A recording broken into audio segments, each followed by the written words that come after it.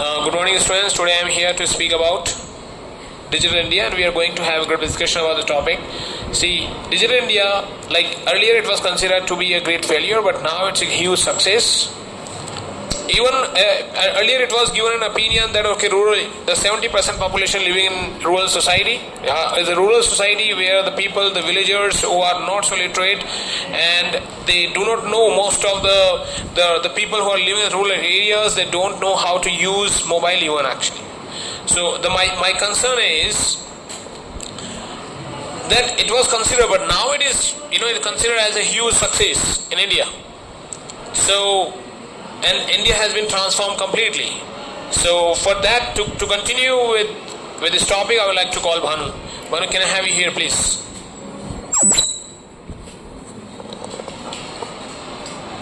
Good morning, all of you. Before digging into the topic, I want to introduce myself. My name is Bhanu Pratap Singh Rathod. I am from class 12th Arts.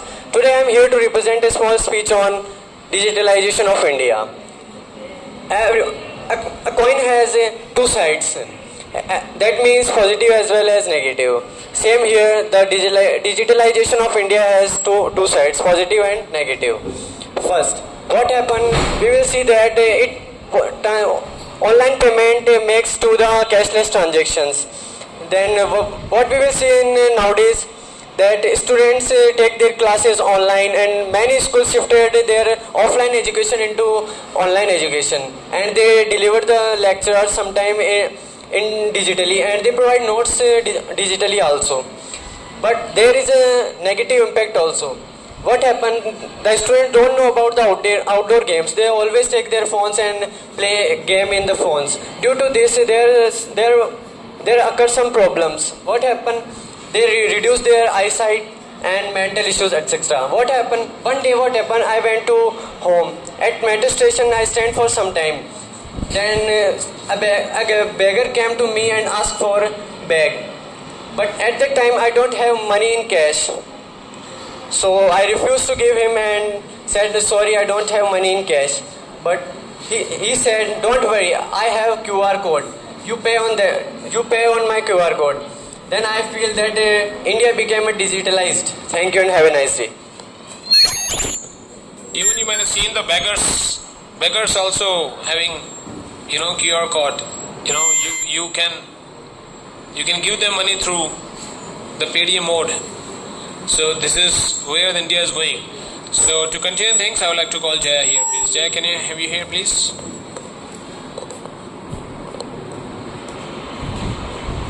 Thank you for giving me this opportunity. My name is Jaya Ahmad and I am from 12th Arts. Today we are here to concerned with the Digital India. Digital India is beneficial for the educated people. There are only the 20 or 30% of the uneducated people in India.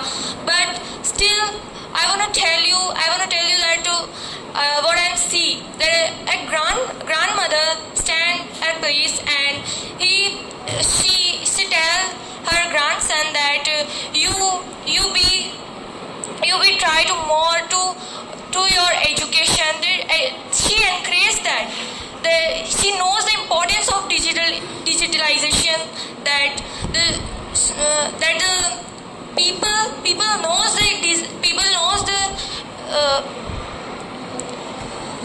people knows that how we gain the education. In the COVID-19, we know that the online classes we done it, and today we are here in the schools and offline classes, but still we use the digital things like mobile phones in the digital boards, and then presents in the class with the online. And in many of shops and stalls outside that, they use the QR code. In that, at the time that second 5-year plan have come in India, then many of people said that many of people are uneducated and they don't know how to use the digital things, and how we gain it and how we increase it. But our government said that no, digital India is very important for us. It is very important for the educated in our new generation. And what do you mean by the digital India? It is the means, it is the confidence of Indians, and the confidence of Indians at Indian people is the question of that answer. Thank you. Okay, she really spoke well, and she has discussed about the financial inclusion. As I said, like, everybody is having an account now. As you have the PDM, the people are just scanning through QR code. That means money straight away going into the bank account. This is the first and the foremost condition of using the PDM and other UPI apps. So that's something that she has come out with, and that's really good. Now I'd like to call Shikha. Shikha, can I have you here, please? First of all, thank you to give me this opportunity to speak about the Digital India. The Digital India campaign is launched by our Prime Minister Narendra Modi on 1st July 2015 under the motto of Power to Empower. I want to tell you what is the first initiative plan of this campaign. The first initiative plan of this campaign to connect rural areas with the high-speed internet. And there are so many objectives and demerits also this campaign. There are the objectives like the digital literacy in all over India, and everyone should accessible to online use.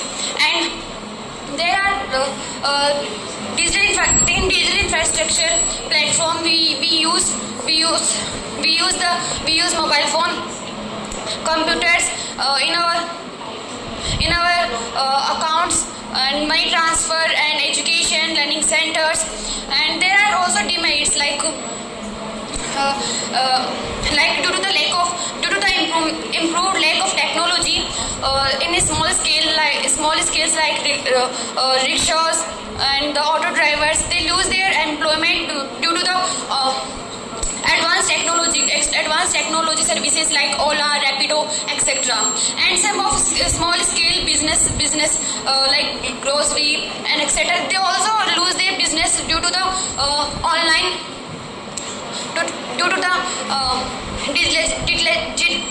digitalization, due to the Amazon, Flipkart, Meesho, etc. Thank you. Okay, she has come out with some of the disadvantages also, like there are so many shopkeepers, they were just running their business on a small scale, but because of the online process things have been affected. So now I would like to call Pallavi. Can I have you here, please?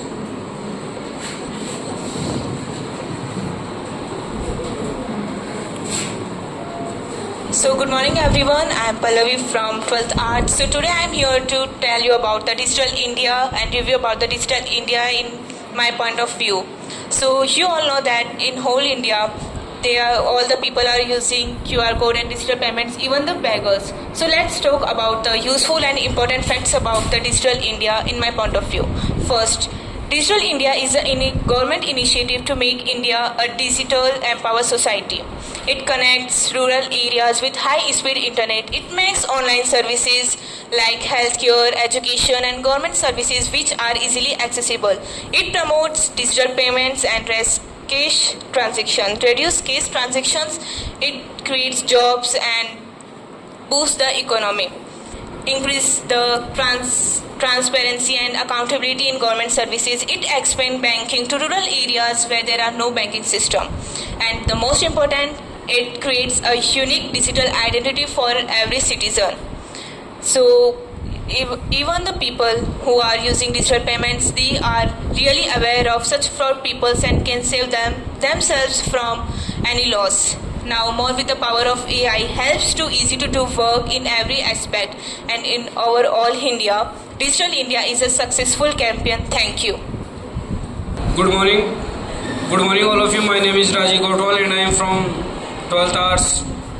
Today I am talk about Digital India. Digital India is used for some transactions in the phone, and by money and money transaction by phone pay to and paytms by the shopkeeper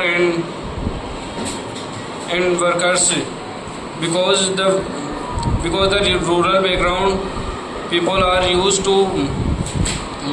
to using the smartphones and other technology, because there was so many reasons, so the technology is very useful for them, and there was the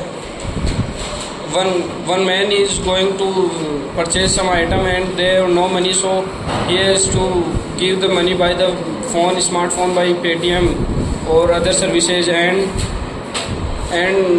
nowadays there was some QR codes and some other things to use in smartphone, because the government is day by day used to saying they using the technology, because in the COVID-19 there was so many reasons to not take the money by hand and not take by underground, because there was the COVID-19 virus, and so that's why the government's transactions are done by the phone pay or Google Pay and other services. And thank you for giving me this opportunity. Today I will tell you about the digitalization in India. Digitalization in India is launched by our Prime Minister Mr. Narendra Modi on 1st July 2015, and the motto of this initiative is to power to empower. This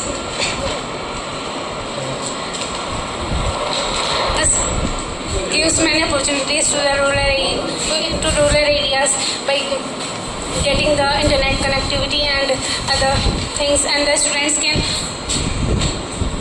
can take their classes in the COVID when there is no physical classes in the schools, so the students can take their classes online. As we know that everyone has two faces, and the digital have also two faces. One is that is dependent on that how we use it. Thank you. A very good morning to one and all present here, and today I'll be sharing my views on digital India. Today's India is far cry from what it was a decade back. So